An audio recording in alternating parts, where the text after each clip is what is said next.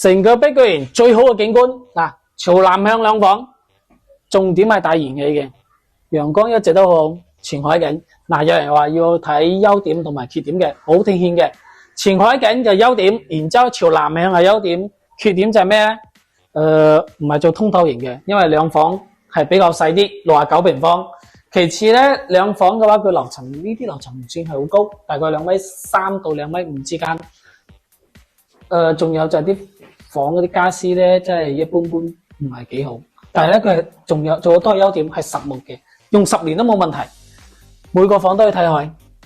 其實呢隻戶型係成個碧桂園係嚟講係最好噶啦，講真啊，睇海景嚟講係最好噶啦，大燃氣噶，唔係話嗰啲前海景嗰啲啊，大天然氣嗰啲基本係最好噶啦。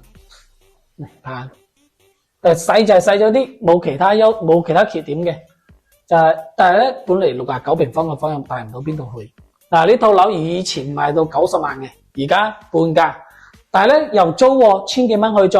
如果有興趣嘅話，即係可以嚟租嘅，1000幾蚊，亦可以賣40幾萬。如果真係有興趣嘅話，私聊我。